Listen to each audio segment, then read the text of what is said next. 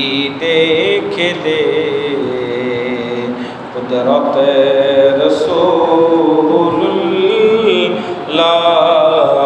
की सलात या रसूलल्लाह अलैकुम। अर्श हक है मसनदे रिफ़अत रसूलुल्लाह की देखनी है हश्र में इज़्ज़त रसूलुल्लाह की सलात या रसूलल्लाह अलैकुम।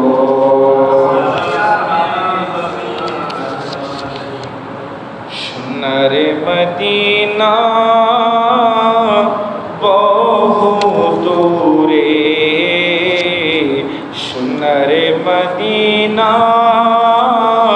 बहु दूरे, किंतु मदीनावाला আমার অন্তরে, কিন্তু মদিনাওয়ালা আমার এ সোনারে মদিনা বহু দূরে, কিন্তু মদিনাওয়ালা আমার অন্তরে, কিন্তু মদিনাওয়ালা আমার।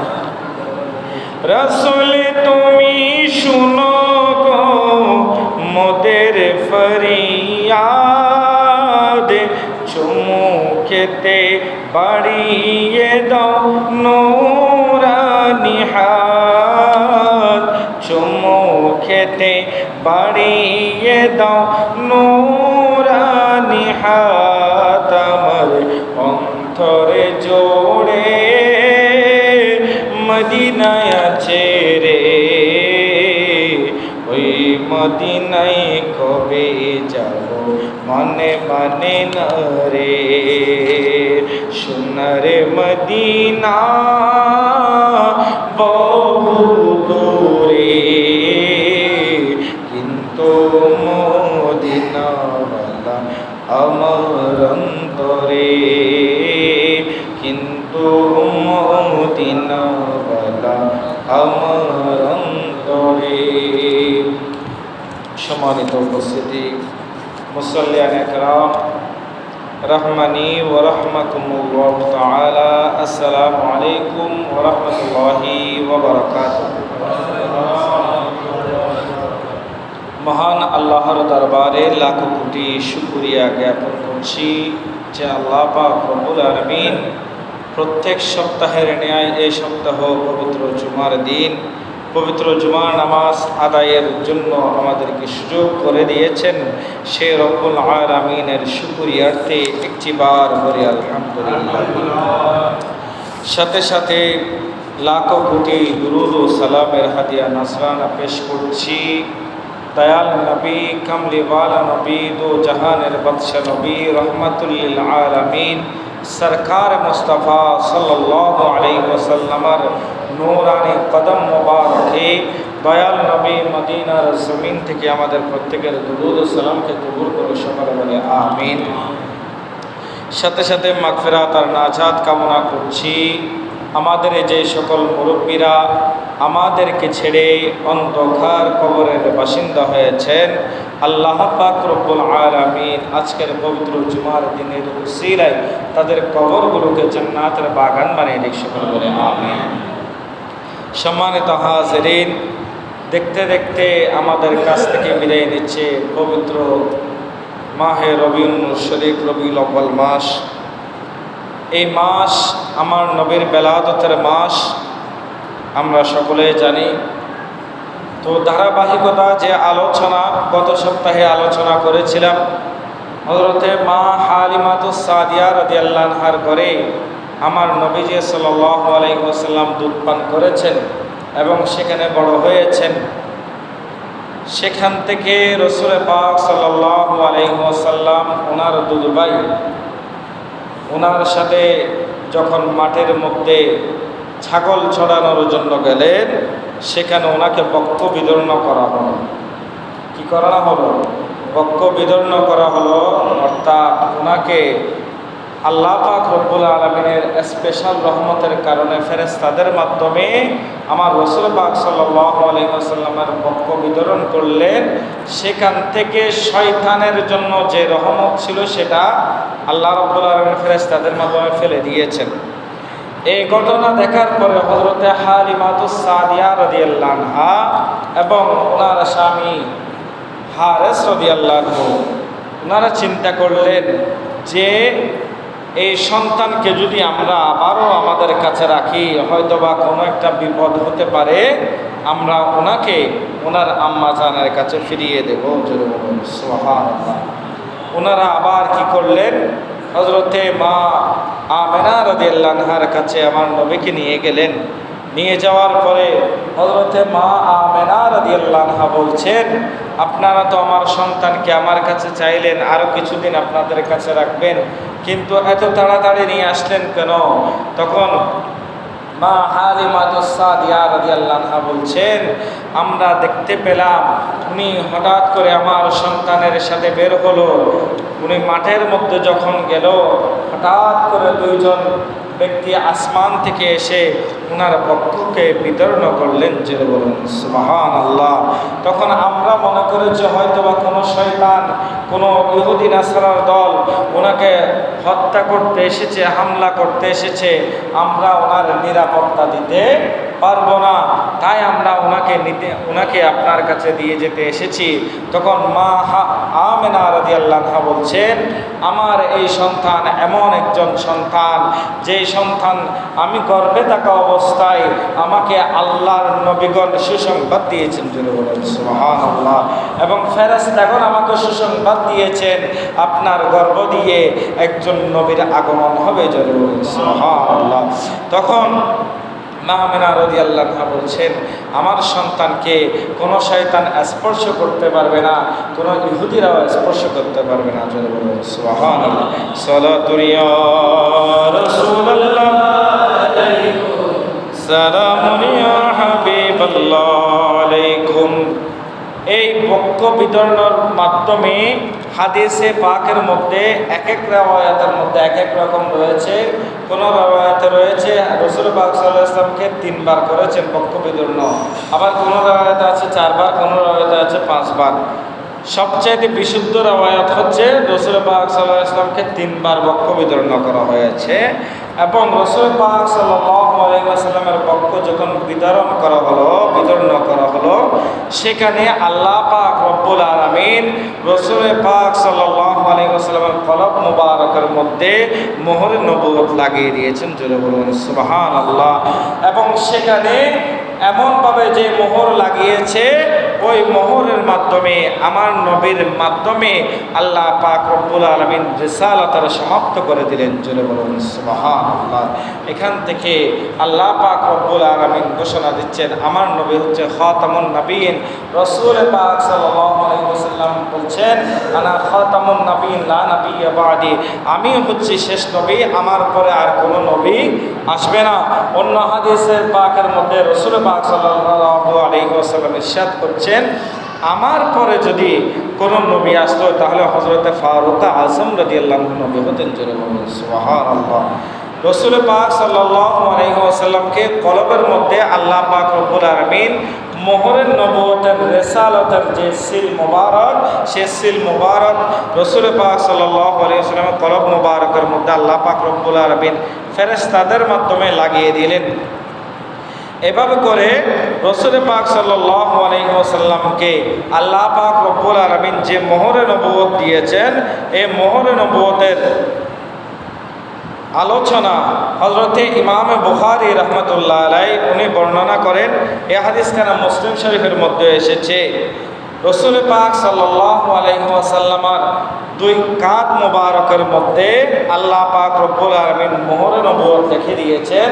যে মোহরে নবুয়ত হাদিস শরীফের মধ্যে রওয়ায়াত হয়েছে, এই মোহরে নবুয়ত একখানা গোস্তের টুকরার মতো, যে গোস্তের টুকরার মধ্যে আবার দেখা যায় সেখানের মধ্যে সেটা হচ্ছে এমনভাবে যেভাবে কবুতরের ডিম রয়েছে, সেই কবুতরের ডিমের মতো লাল রঙের অনুযায়ী আমার রসুল পাক সাল্লাল্লাহু আলাইহি ওয়াসাল্লামের কাঁধ মোবারকের মধ্যে আল্লাহ পাক রব্বুল আলামিন লিপিবদ্ধ করে দিয়েছেন। জোরে বলুন সুবহানাল্লাহ। সালাতুন ইয়া রাসূলুল্লাহ আলাইকুম সালামুন ইয়া রসুল পাক সাল্লাল্লাহু আলাইহি ওয়াসাল্লামের যে দুই কাঁধের মধ্যে আল্লাহ পাক রব্বুল আলামিন মোহরে নবুয়ত দিয়েছেন, সেই মোহরে নবুয়তের মধ্যে কি লেখা ছিল?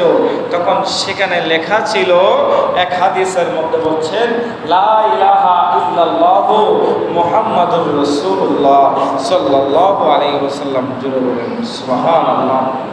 এই মোহরে নবুয়তের প্রকাশ এক একজন এক একভাবে পেয়েছেন। যখন আমার রসুল সাল্লাল্লাহু আলাইহি ওয়াসাল্লামের চাচাজানের সাথে রসুল পাক সাল্লাল্লাহু আলাইহি ওয়াসাল্লাম শাম দেশের মধ্যে যখন হযরতে আবু তালিব রাদিয়াল্লাহু আনহুর সাথে যখন বাণিজ্যের জন্য গেলেন, সেখানে বুহাইরা নামক এক পাদ্রী ছিলেন, যিনি খ্রিস্টান ছিলেন, ইহুদি ছিলেন। ওই পাদ্রী আমার রসুল পাক সাল্লাল্লাহু আলাইহি ওয়াসাল্লামকে দেখে চিনে ফেললেন যে উনি হচ্ছেন আখেরি নবী।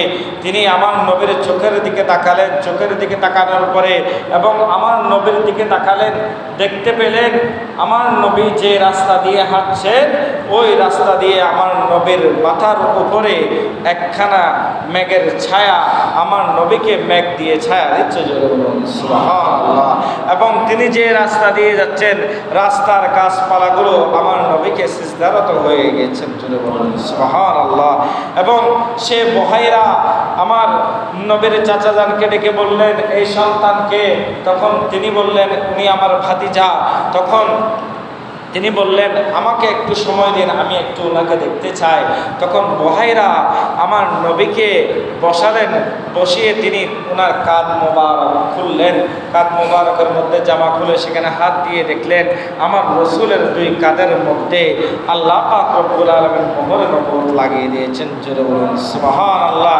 এই ঘটনা দেখার সাথে সাথে বুহাইরা বললেন, আমি এতদিন পর্যন্ত এই নবীর জন্য অপেক্ষা করেছিলাম, আমি আজকে এই নবীর উপরে ঈমান আনলাম। জোরে বলুন সুবহানাল্লাহ।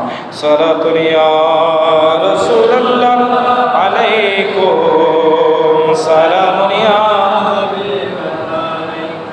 যখন বুহাইরা দেখতে পেলেন, ঈমান আনলেন। ঈমান আনার পরে বুহাইরা বলতে লাগলেন, আপনি আমার নবীজির চাচাজানকে বলতে লাগলেন, আপনি এই সন্তানকে খুবই হেফাজতের মধ্যে রাখবেন, কারণ কেননা এখানে ইহুদিরা ওনাকে হামলা করতে পারে। ঠিকই 11 জন ইহুদি ব্যক্তি এসেছিল আমার নবীর উপরে হামলা করার জন্য। তারা যখন এসেছে, বুহাইরা নামক সে পাদ্রী ওনাদেরকে চিনে ফেললো। তখন তিনি বললেন, তোমরা কেন এসেছো?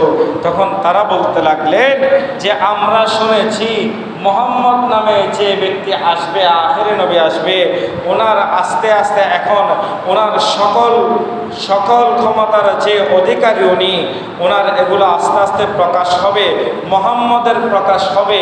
আমরা এসেছি তাকে হত্যা করার জন্য। জোরে বলুন নাউজুবিল্লাহ। তখন বুহাইরা তাদেরকে বুঝালেন, বসালেন এবং তাদের সাথে বিভিন্ন পরামর্শ করার পরে বুহাইরা আগে তাদেরকে ওনার আয়াত্তবদ্ধ করে নিলেন, ওনার মুরিদ করে নিলেন। এরপরে বুহাইরা তাদেরকে বিভিন্নভাবে বুঝিয়ে সুঝিয়ে অন্য দেশের মধ্যে পাঠিয়ে দিলেন। জোরে বলুন সুবহানাল্লাহ। সালাতুন ইয়া রাসূলুল্লাহ সালামুন ইয়া হাবিবাল্লাহ আলাইকুম। এই মোহরে নবুয়তের কথার মাধ্যমে, এই মোহরে নবুয়তের কথা বললাম এই কারণে যে আল্লাহ পাক রব্বুল আলামিন আমার নবীকে নবী হিসেবে বানিয়ে পাঠিয়েছেন, এটা হচ্ছে তার প্রমাণ। এরপরে আসেন ধারাবাহিক যেহেতু আলোচনা, আমার রসুল পাক সাল্লাল্লাহু আলাইহি ওয়াসাল্লামের পিতা, উনি আমার রসুল পাক সাল্লাল্লাহু আলাইহি ওয়াসাল্লাম দুনিয়াতে আগমন করার আগে ইন্তেকাল করেছেন। এরপরে রসুল পাক সাল্লাল্লাহু আলাইহি ওয়াসাল্লামের আম্মা জান হযরতে মা আমেনা রাদিয়াল্লাহু আনহা, উনি আমার নবীজির যখন 6 বছর বয়স, ওই বয়সের মধ্যে আমার রসুল পাক সাল্লাল্লাহু আলাইহি ওয়াসাল্লামের আম্মা জান ইন্তেকাল করেন। উনি যে স্থানের মধ্যে ইন্তেকাল করেন ওই স্থানের নাম হচ্ছে হুজুন নামক স্থানে, শিয়াবে আবি তালেবের পাশে তিনি ইন্তেকাল করেন এবং ওনাকে দারুল রাইয়াত নামক স্থানের মধ্যে ওনাকে দাফন করা হয়। মা আমেনা রাদিয়াল্লাহু আনহা যখন রসুল পাক সাল্লাল্লাহু আলাইহি ওয়াসাল্লামের 6 বছর বয়সে উপনীত হলেন, তখন আমার রসুল পাক সাল্লাল্লাহু আলাইহি ওয়াসাল্লামকে নিয়ে হযরতে আব্দুল্লাহ রাদিয়াল্লাহু আনহুর কবর জিয়ারতের জন্য সেখানে পৌঁছালেন এবং তিনি সেখানে বনু আদি বিন নাজ্জাবের গোত্রে ওনার মামা জানের সাথে দেখা সাক্ষাৎ করেন এবং সেখানে কিছুদিন অবস্থান করেন। মা আমেনা রাদিয়াল্লাহু আনহা তখন আমার রাসূল পাক সাল্লাল্লাহু আলাইহি ওয়াসাল্লামকে যারা পাহারা দিতেন একটি পাহাড়ের উপত্যকার মধ্যে, সেখানে রাসূল পাক সাল্লাল্লাহু আলাইহি ওয়াসাল্লামকে কিছু ইহুদিরা ওনাকে সেখানে কি করতেন, পাহারা দিতেন। যেহেতু হযরতে মা আমেনা রাদিয়াল্লাহু আনহার সন্তান ছিলেন, সেজন্য তারা ওনাকে পাহারা দিতেন, দেখাশোনা করে রাখতেন। এবং মা আমেনা রাদিয়াল্লাহু আনহা সেখান থেকে যখন ফিরে আসবেন, সে পথের মধ্যে মা আমেনা রাদিয়াল্লাহু আনহা ইন্তেকাল করেন। জোরে বলুন ইন্না লিল্লাহি ওয়া ইন্না ইলাইহি রাজিউন। এভাবে করে আমার রাসূল পাক সাল্লাল্লাহু আলাইহি ওয়াসাল্লাম 6 বছরের মধ্যে ওনার আম্মা জানকে হারালেন। আম্মা জানকে হারিয়ে রাসূল পাক সাল্লাল্লাহু আলাইহি ওয়াসাল্লাম যখন একা হয়ে গেলেন, তখন আমার রাসূল পাক সাল্লাল্লাহু আলাইহি ওয়াসাল্লামের লালন পালনের যে দায়িত্ব ছিল, সেই দায়িত্ব হযরতে আমার রাসূল পাক সাল্লাল্লাহু আলাইহি ওয়াসাল্লামের দাদা যান হযরতে আব্দুল মুত্তালিব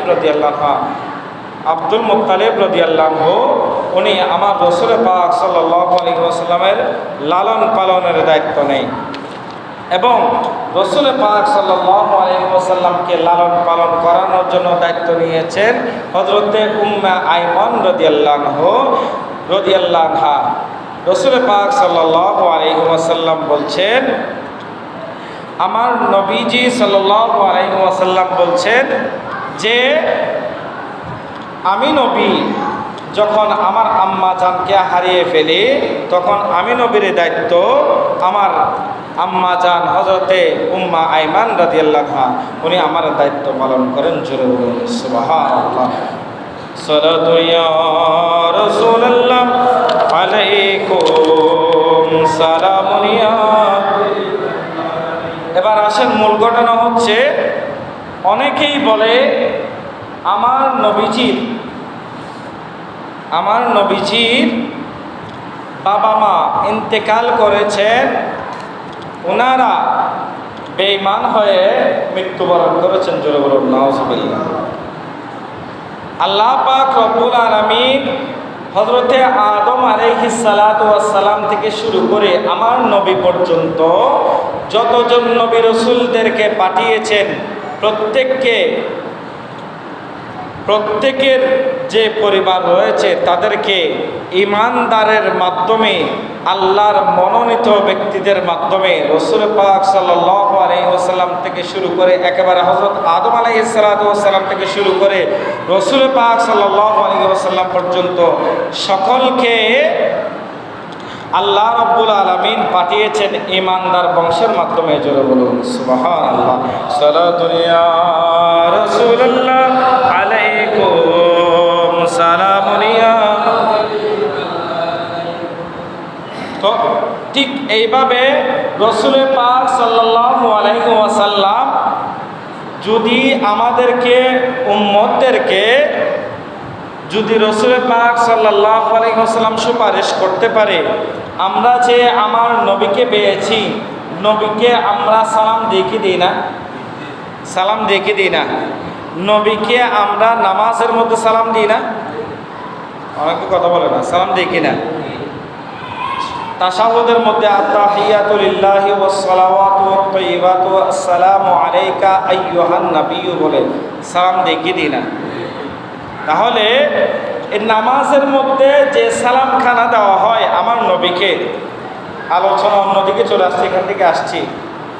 নামাজের মধ্যে আমার রসুল পাককে যে সালাম দেওয়া হয়, এই সালাম দেওয়ার মাধ্যমে কোনো ব্যক্তি যদি মনে করে, রসুল পাক সাল্লাল্লাহু আলাইহি ওয়াসাল্লাম বলেছেন, কোনো ব্যক্তি যদি আমি নবীর উপরে দুরূদ শরীফ পাঠ করে, আমি নবীকে দুরূদ এবং সালাম প্রেরণ করে, আল্লাহ পাক রব্বুল আলামিনের নূরানি জগতের ফেরেশতারা সেটা আমার কাছে পৌঁছে দেন।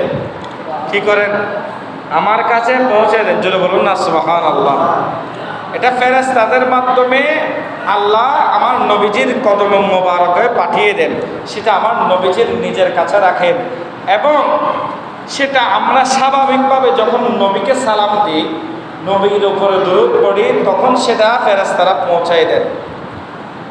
কিন্তু নামাজের ব্যাপারে, নামাজের মধ্যে আমরা যে নবীকে সালাম দিই, আসসালামু আলাইকা আইয়ুহান নাবিয়্যু বলে আমরা সালাম দিই, একেবারে আমরা নবীকে দেখছি এইভাবে করে সালাম দিই। এটা যদি কোনো ব্যক্তি মনে করে এখানে নবীজি সাল্লাল্লাহু আলাইহি ওয়াসাল্লাম হাজির নাজির নেই, তাহলে তার নামাজ হবে না। জোরে বলুন নাউজুবিল্লাহ। ঠিক নামাজের ভিতরে আমরা যেভাবে মনে করি আল্লাহ এবং রসুলকে আমরা দেখছি, আল্লাহকে দেখছি অথবা আল্লাহ আমাকে দেখছেন, নামাজ পড়তে হবে কিভাবে? খুশুউর মাধ্যমে। আমরা যে নামাজ পড়ি, নামাজের মধ্যে আল্লাহ রাব্বুল আলামিন আমাদেরকে দেখছেন, অথবা আমার থেকে মনে করতে হবে আমি আল্লাহকে দেখছি, আমি আল্লাহকে দেখছি, সেভাবে নামাজ পড়তে হবে। আর আপনি যদি আপনার অন্তরের ভিতরে যদি সেটা না আসে, আপনাকে মনে করতে হবে আল্লাহ আপনাকে দেখছেন। কি করছেন?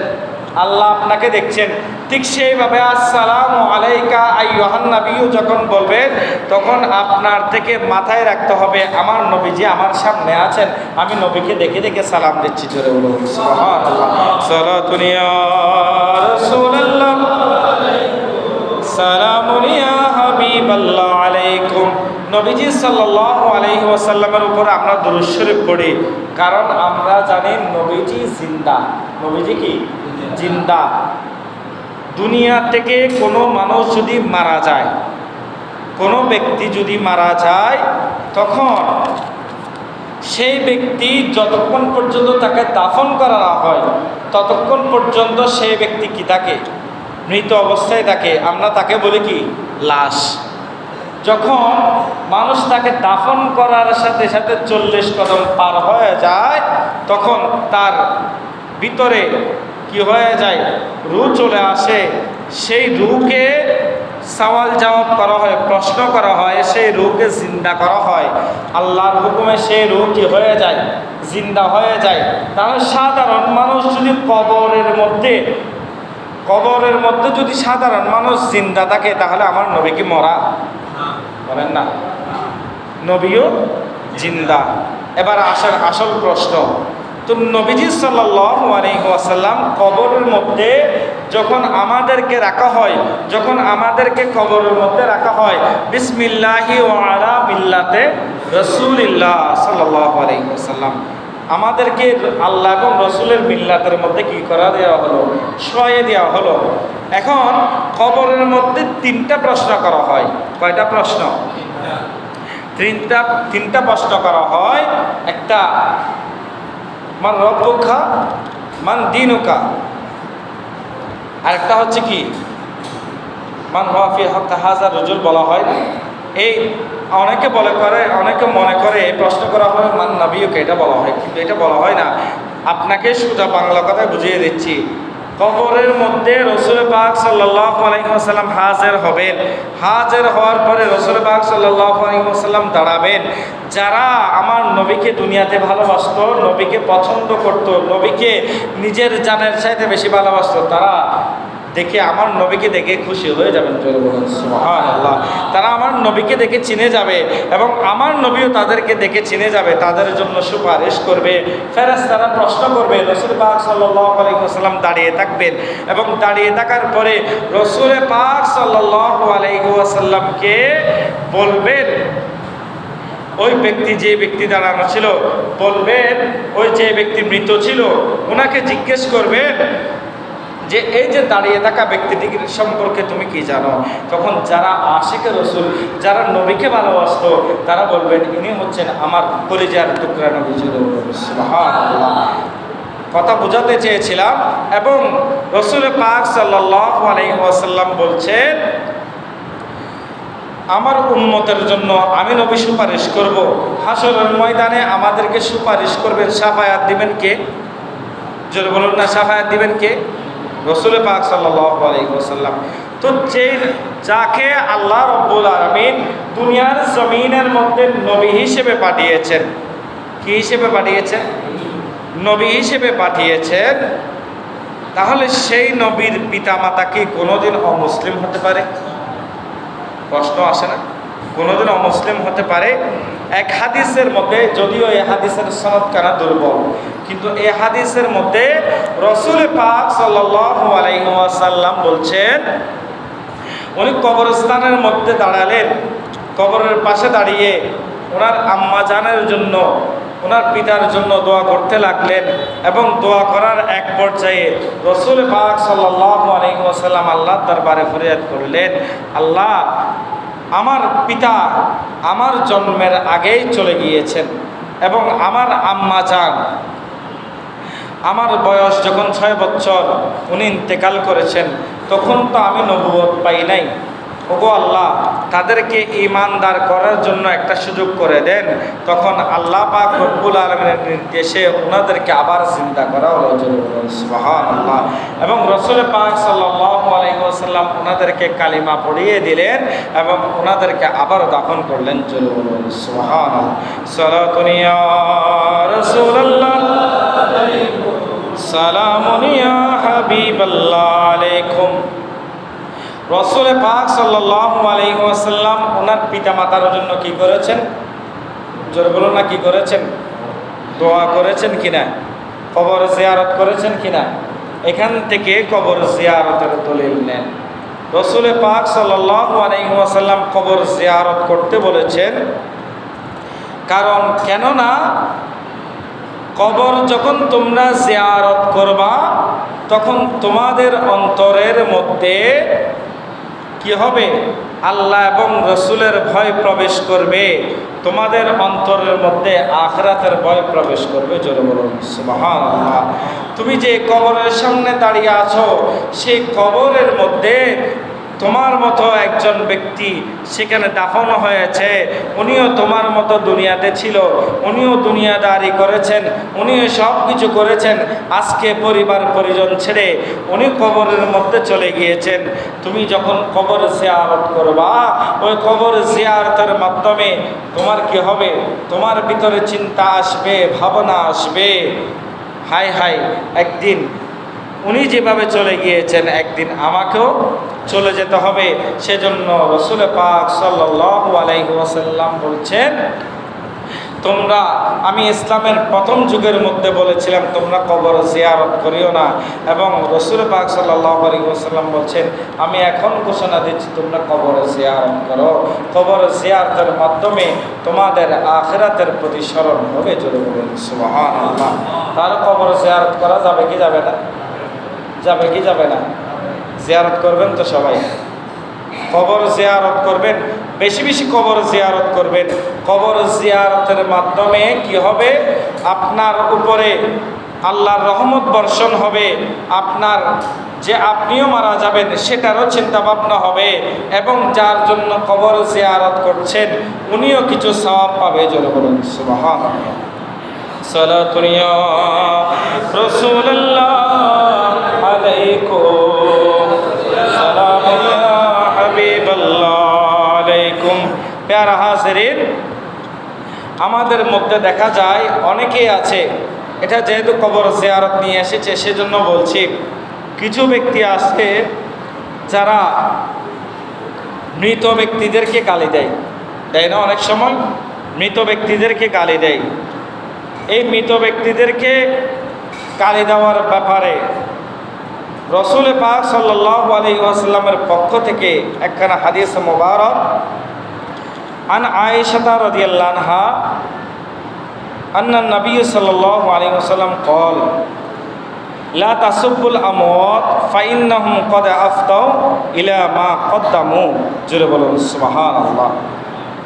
হযরতে মা আয়েশা সিদ্দিকা রাদিয়াল্লাহু আনহা বলছেন, তোমরা যারা মারা গিয়েছে, যারা মৃত হয়ে গিয়েছে তাদেরকে গালি দিও না, তাদেরকে কি করিও না, তাদেরকে গালি দিও না। কেননা তারা তাদের কর্মফল নিয়ে তাদের কাছে চলে গিয়েছে। তারা কোথায় চলে গিয়েছে? কোথায় গেছেন? আল্লাহর দরবারে চলে গিয়েছেন। সেজন্য তোমরা তাদেরকে কি করিও না, গালি দিও না।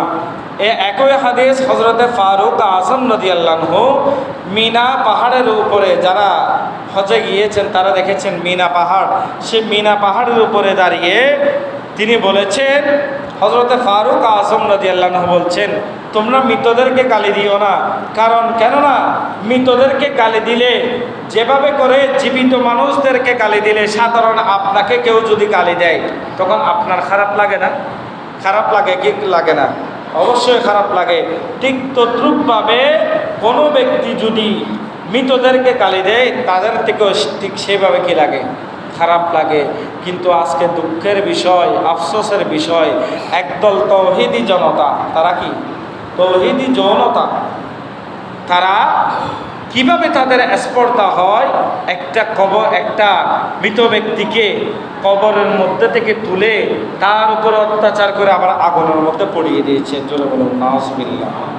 এরা কি কখনো মুসলমান হতে পারে? জোরে বলুন না, কখনো মুসলমান হতে পারে? একজন মুসলমান কোনোদিন, রাসূল পাক সাল্লাল্লাহু আলাইহি ওয়াসাল্লাম বলেছেন, মুসলমানের উপরে মুসলমানদের 6টি হক রয়েছে। কয়টি হক? জোরে বলুন না, কয়টি হক? 6টি হক রয়েছে। সেখানের ভিতরে এক মুসলমান অপর মুসলমানকে গালি দিতে পারবে না, অন্যায়ভাবে তার উপরে হাত তুলতে পারবে না, এবং সেই মুসলমান জীবিত থাকা অবস্থায় বা মৃত অবস্থায় এক মুসলমান অপর মুসলমানদের জন্য দোয়া করবে। কি করবে? দোয়া করবে। কোনো ব্যক্তি মারা যায়, যদি মারা যায় তার কবরে গিয়ে জিয়ারত করবে, তার জন্য মাগফিরাতের জন্য দোয়া করবে। কিন্তু আজকে তারা আল্লাহর দিন নারায়ে তাকবীর বলে বলে, আল্লাহু আকবার বলে বলে লাশকে কবর থেকে পুড়াচ্ছে। কথা বলেন ঠিক কিনা? কিন্তু রাসূল পাক সাল্লাল্লাহু আলাইহি ওয়াসাল্লাম হাদিসে মুবারকের মধ্যে কি বলেছেন, যে কোনো ব্যক্তি যদি মারা যায় তিনি আল্লাহর রাস্তায় চলে গিয়েছেন, তার যে কর্মফল সে কর্মফলগুলো ভোগ করবে। মনে রাখবেন, যারা জান্নাতি হবে, হযরতে আজরাইল আলাইহিস সালাতু ওয়াস সালাম যখন তাদেরকে কি করবে, তাদের জানগুলো কবজ করবে, সেই নেককার ব্যক্তি এমনভাবে মৃত্যুবরণ করবে যেন তিনি তার মায়ের বুকের দুধ খেয়ে যেভাবে সন্তান ঘুমিয়ে যায় ঠিক সেভাবে ঘুমিয়ে যাবে।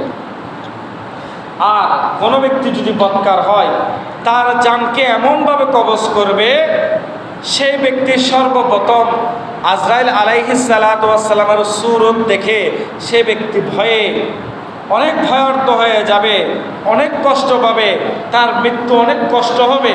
যেভাবে করে এমন কষ্ট হবে, কীরকম কষ্ট, যেভাবে করে একটা যদি আপনি জীবিত ছাগলকে যদি তাকে জীবিত রেখে তার শরীর থেকে যদি চামড়া ছেড়ে ফেলেন, একেবারে চামড়া খুলে ফেলেন, তখন কেমন লাগবে?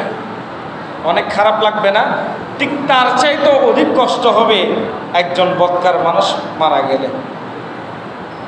তাহলে দুনিয়াতে থাকা অবস্থায় আপনার এখনো জান কবজ হয় নাই, আপনার কি কষ্ট হবে আপনি চিন্তা করে দেখেন।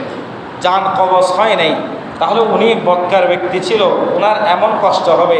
নেককার ব্যক্তি ছিল, ওনার অনেক শান্তি পাবে, মত হবে।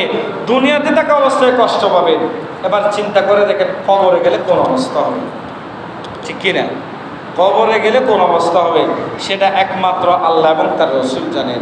রাসূল পাক সাল্লাল্লাহু আলাইহি ওয়াসাল্লাম বলছেন, তোমরা যদি কবরের আযাবের সামান্যতম যদি তোমরা দেখতে, তাহলে তোমরা কোনোদিনও গুনার কাজের মধ্যে লিপ্ত হতে না। তোমরা সব সময় মসজিদের মধ্যে পড়ে থাকতা এবং আল্লাহ এবং রসুলকে স্মরণ করতে জোরে বলুন সুবহানাল্লাহ। সুতরাং আমি বলবো, আমরা এখানে যারা আছি, একেবারে ছোট থেকে শুরু করে বড় পর্যন্ত, আমাদের বয়সী অনেক ব্যক্তি কবরের মধ্যে চলে গিয়েছেন। কথা বলেন ঠিক কি না? একদিন আমার মতো আপনার মতো এভাবে জুমার নামাজে হাজির হয়েছে, এমন নাই? আছে কি না বলেন না? আমাদের মতো জুমার নামাজের মধ্যে হাজির হয়েছে, কিন্তু আজকে তারা কোথায়? কবরের মধ্যে চলে গিয়েছে। হয়তো বা আগামীকালকে আমি আপনিও কবরের মধ্যে চলে যাব। কথা বলেন ঠিক কি না? রাসূল পাক সাল্লাল্লাহু আলাইহি ওয়াসাল্লামের আগমনে আমরা আনন্দ করছি, উল্লাস করছি, ঈদে মিলাদুন নবী সাল্লাল্লাহু আলাইহি ওয়াসাল্লাম মাহফিল করছি, তাবারুকাতের ব্যবস্থা করছি, কিন্তু আমার রাসূল পাক সাল্লাল্লাহু আলাইহি ওয়াসাল্লামের জীবনে যখন আপনি আলোচনা করবেন, রাসূল পাক সাল্লাল্লাহু আলাইহি ওয়াসাল্লাম ওনার জীবনের মধ্যে সবচাইতে বেশি কষ্ট করেছেন। কাফেররা ওনাকে আঘাত করেছেন, তায়েফের ময়দানে পাথর মেরেছেন। আমার রাসূল পাক সাল্লাল্লাহু আলাইহি ওয়াসাল্লাম উহুদের ময়দানে নিজের দন্তান মোবারককে শহীদ করেছেন। রাসূল পাক সাল্লাল্লাহু আলাইহি ওয়াসাল্লাম সব কিছু করেছেন একমাত্র নামাজ প্রতিষ্ঠার জন্য। কথা বলেন ঠিক কি না? আজকে সেই নামাজ আমরা পড়ি, আমরা নামাজ পড়ি, মসজিদ খালি থাকে, কিন্তু কিয়ামতের ময়দানে সর্বপ্রথম যেই হিসাব হবে, সর্বপ্রথম সেটা হচ্ছে নামাজের হিসাব। কিসের হিসাব? জোরে বলুন না, কিসের হিসাব? নামাজের হিসাব হবে। সুতরাং দুনিয়াবি কাজে লিপ্ত হবেন, দুনিয়াবি কাজে লিপ্ত হবেন। আমরা যেহেতু মানুষ, আমরা গুনাহ করব। আমরা কি করব? গুনাহ করব। শয়তানকে যখন আল্লাহ রাব্বুল আলামিন অভিশপ্ত করেছেন, কি করেছেন? অভিশপ্ত করেছেন। শয়তান, আজকে তোমাকে আমি লানত দিয়ে দিলাম, আজকে থেকে তুমি আমার রহমতের বাইরে। এবং রাসূল পাক সাল্লাল্লাহু আলাইহি ওয়াসাল্লাম যে সুপারিশ করবেন সেটাও বের করে নিয়েছেন। শয়তান যখন লানত হয়ে গেল, তখন শয়তান বলল, আল্লাহ, আমি এত বছর, অনেক বছর তোমার ইবাদত করেছি, গোটা পৃথিবীর একটা জায়গা, একটা স্থান পাবেন না যেখানে শয়তানের সিজদা নাই। কি নাই? সিজদা নাই। ইবলিস শয়তান সব জায়গার মধ্যে, পৃথিবীর সমস্ত স্থানের মধ্যে ইবলিস কি দিয়েছেন? সিজদা দিয়েছেন। তারপরেও তাকে আল্লাহ রহমত থেকে বের করে দিয়েছেন আল্লাহর হুকুম অমান্য করার কারণে। তো শয়তান বলছেন, আল্লাহ, আমি আপনার কাছে চাই, আমার মৃত্যু হবে একমাত্র সেদিন, কিয়ামতের দিন। কয়দিন? কোন দিন? কিয়ামত পর্যন্ত আমাকে হায়াত দিতে হবে। আল্লাহ বলছে, দিয়ে দিলাম। আল্লাহ আমাকে আরেকটা স্পেশাল পাওয়ার দিবেন। কি পাওয়ার? আল্লাহ, তোমার বান্দা যতদিন পর্যন্ত দুনিয়ার জমিনের মধ্যে থাকবে, আমাকে এমন সুযোগ করে দিবা, আমি তার প্রত্যেক শিরায় শিরায়, রক্তে রক্তে আমি তার সাথে মিশে যাব। জোরে বলুন না নাউজুবিল্লাহ। এবং তাকে যতক্ষণ পর্যন্ত জাহান্নামের মধ্যে নিতে পারবো না, কি করতে পারবো না? যতক্ষণ পর্যন্ত জাহান্নামে দিতে পারবো না, ততক্ষণ পর্যন্ত আমি তাকে এভাবে করে তাকে তার মধ্যে ফোন দিয়ে এঁটে দিব, তাকে আমি পথভ্রষ্ট করব। হে আল্লাহ, তুমি আমাকে এই সুযোগটা দাও। তখন আল্লাহ রাব্বুল আলামিন বলছেন, তোমাকে এই সুযোগটা দিয়ে দিলাম, কিন্তু তুমি শয়তান শুনে রাখো, আমি আল্লাহ আমার জালালিয়াতের কসম করে বলি, আমি আল্লাহ রহমানুর রহিম। আমার বান্দা যদি মৃত্যুর আগ মুহূর্ত আমি আল্লাহর দরবারে তওবা করে, আমি আল্লাহর জালালিয়াতের কসম করে বলি, আমি আমার সে বান্দাকে মাফ করে দিব। এখন আমি আপনি চিন্তা করি, আমাদের এত গুনাহ হয়েছে, এত গুনাহ হয়েছে, আল্লাহকে মাফ করবে? আমরা মসজিদে যাইলে আমাদের নামাজ কি কবুল হবে? আমাদের নামাজ কি কবুল হবে? আমি সেটা চিন্তা করি, যখন আজানের সময় আসে আমার কাপড় নাপাক হয়ে যায়, আমি মসজিদের মধ্যে কিভাবে আসবো? কথা বলেন ঠিক কিনা? কিন্তু আমাকে চিন্তা করতে হবে, আল্লাহর যেহেতু দয়া হয়েছে, আল্লাহর যেহেতু রহম হয়েছে, আল্লাহ যেহেতু রহমানুর রহিম। একটা কথা মনে রাখবেন, এই দুনিয়ার মধ্যে আল্লাহ রাব্বুল আলামিন 18,000 মখলুকাত সৃষ্টি করছেন কিনা? করেছেন কিনা? এবং প্রত্যেকের রিজিককে আল্লাহ রাব্বুল আলামিন বৃদ্ধি করে দিয়েছেন। কি করেছেন? প্রত্যেকের রিজিককে আল্লাহ দিয়ে দিয়েছেন। রিজিক কেমন? হাদিসে পাকের মধ্যে এসেছে, রিজিক হচ্ছে তেমন যেভাবে আল্লাহ পাক রব্বুল আলামিন আপনার মতকে সৃষ্টি করেছেন, হায়াতকে সৃষ্টি করেছেন। মানুষ দুনিয়াতে আসবে, মানুষ মৃত্যুবরণ করবে, নিশ্চয় একদিন না একদিন আমাদেরকে কি করতে হবে? মৃত্যুবরণ করতে হবে। আল্লাহ পাক বলছেন, ও আমার বান্দারা, তোমরা রিজিক নিয়ে চিন্তা করিও না, রিজিক নিয়ে টেনশন করিও না। কারণ কেননা আমি আল্লাহ রাব্বুল আলামিন তোমাদেরকে যেভাবে সৃষ্টি করে দিয়েছি, যেভাবে তোমাদের মৃত্যু হবে ঠিক সেভাবে আমি তোমাদের রিজিককে সৃষ্টি করে দিয়েছি। জোরে বলুন সুবহানাল্লাহ। যেদিন তোমার থেকে রিজিক উঠে যাবে সেদিন তুমিও দুনিয়া থেকে চলে যাবে। জোরে বলুন না সুবহানাল্লাহ। তাহলে রিজিক নিয়ে টেনশন করার কোনো কারণ আছে? রিজিক নিয়ে টেনশন করবেন না। যতই গুনাহ করুন না কেন, যতই পাপ করুন না কেন, একমাত্র ক্ষমাকারীকে আল্লাহ। আর একটা কথা মনে রাখবেন, আমরা বন্ধুরা যখন মিলিত হয়, এটা অনেকে জানে না, বন্ধুরা যখন মিলিত হয়, আমি একটা গুনার কাজ করেছি, আমি এমন একটা পাপ করেছি বা একটা গুনার কাজ করেছি, আজকে একটা ছোট গুনাহ করেছি। কি করেছি? একটা ছোট গুনাহ করেছি, কিন্তু সেটা কেউ দেখে নাই। কি করে নাই? একমাত্র দেখেছেন কে? আল্লাহ। আর আমার দুই কাঁধের মধ্যে যে ফেরেশতারা আছে তারা দেখেছেন। তো এই গুনাহ যে আমি করেছি একমাত্র আল্লাহ জানে, রসুল জানে, আর ফেরেশতারা জানে, আর কেউ জানে না। কিন্তু আপনি এসে আপনার যে কলিজার টুকরা বন্ধু আছে ওই বন্ধুকে বলেছেন, আজকে আমি এমন একটা কাজ করছি, নাউজুবিল্লাহ বলেন না, এই কাজটা আপনি জানেন যে এটা গুনার কাজ, আপনি আপনার বন্ধুকে বলেছেন। এই কারণে আপনি যে গুনাহ করেছেন এটা এক গুনাহ, এবং আপনার বন্ধুকে যে বলেছেন সেটা আরেক গুনাহ। জোরে বলুন নাউজুবিল্লাহ। কারণ কেন গুনাহ? আল্লাহ বলেছেন, তুমি যতই গুনাহ করো না কেন আমি আল্লাহ জানি আর তুমি জানো। তুমি যখন আমার দরবারে তওবা করবে আমি আল্লাহ তোমাকে কি করে দিব? মাফ করে দিব। তুমি সেটা প্রকাশ করেছ, কি করেছ? সেটা প্রকাশ করেছ, তার জন্য তোমাকে আল্লাহ রব্বুল আলামিন শাস্তি দিবেন। কিয়ামতের ময়দানে আল্লাহ পাক রব্বুল আলামিন কিছু ব্যক্তিকে আল্লাহর আরশের নিচে ছায়া দান করবেন। তাদের মধ্যে একজন ব্যক্তি হচ্ছে যে ব্যক্তি এক মুসলমান অপর মুসলমানের দোষ ত্রুটিকে গোপন রেখেছেন। কি করেছেন? গোপন রেখেছেন।